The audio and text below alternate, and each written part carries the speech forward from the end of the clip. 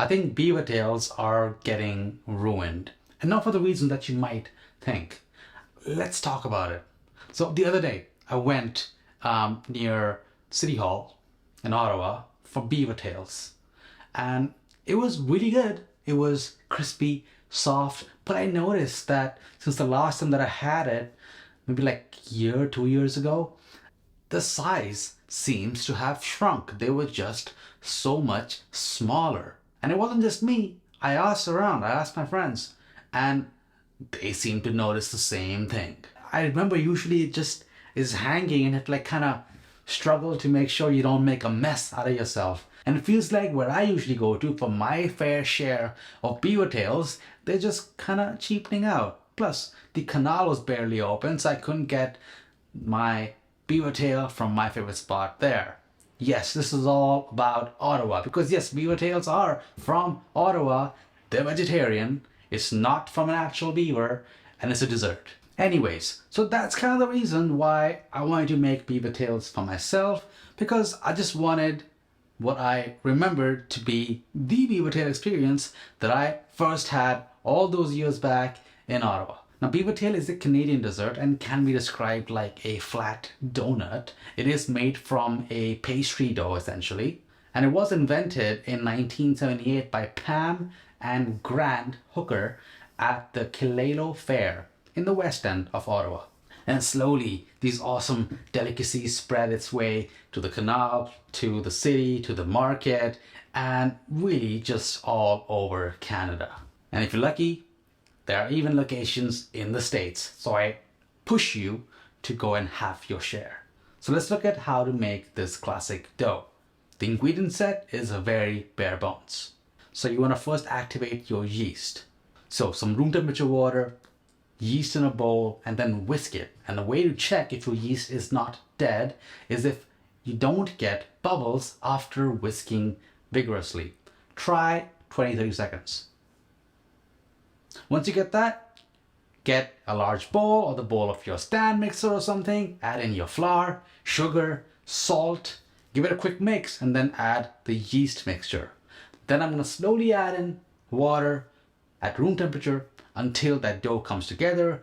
Knead it for 1 to 2 more minutes or until that dough is nice and smooth. It should be soft, supple, and not sticky. Some tackiness is perfect. And now I'm using some skills that I've learned from experience from making pizzas and naans, and I want my beaver tail to have some chew to it.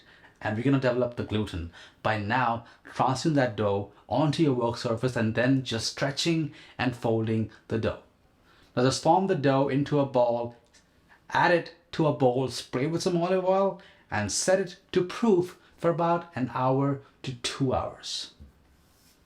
It really depends on how warm it is. My oven has a proof setting, which saves my life in these winter days.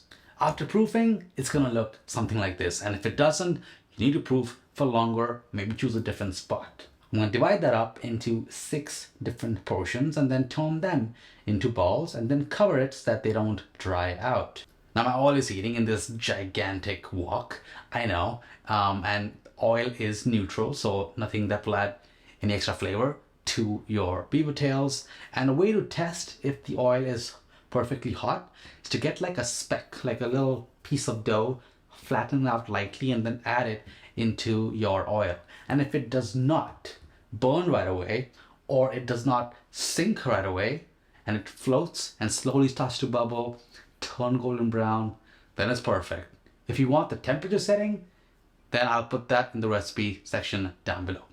Now I have to admit, I did guess the technique to stretch it into that classic beaver tail form, hence the name Beavertails, by just remembering how they make it at the store from the last visit that I had. And it really is pretty easy. And it's just a good sign that the dough is at the perfect consistency, because it should not be a struggle at all to then stretch and pat out that dough into what's essentially a large oval shape.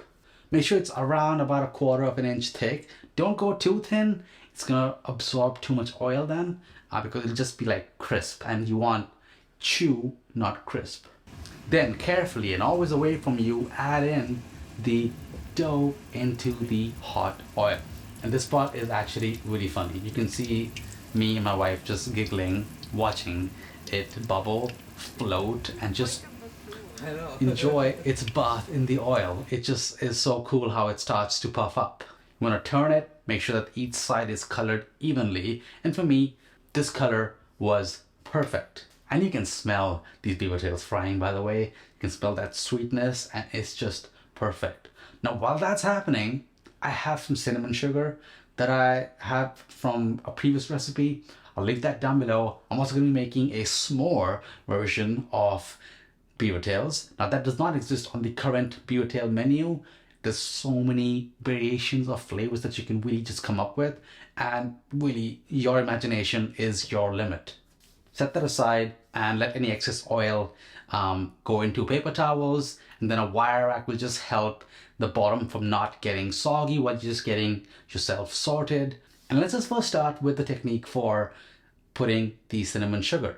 Now, you would think that you can just sprinkle it on just like that, and it would just stick and look exactly like the beaver tails you get at the shacks in your city. But no, that won't work. You want to put that cinnamon sugar on a plate and then just basically smash that beaver tail all over that sugar, mop it up, and you pick it up and it's magic. That's how it should be. And that's what you're gonna do as well. And now we come to the Nutella version. Now, for this, I'm not gonna put cinnamon sugar. That'll be just way too much. So Nutella, spread that on. Marshmallow, spread that on. And I have a torch. So I'm gonna torch the heck out of this. And this was my favorite one. And of course, I'm all about chocolate. You're all about desserts. That's why you clicked on this video. And I hope this Ottawa treat, this Canadian beaver tail recipe is something that becomes a part of your life, so that you can come back and watch other recipes that I'm going to be sharing on this channel. So hit subscribe, hit the bell icon. I'll see you on the next one. See ya.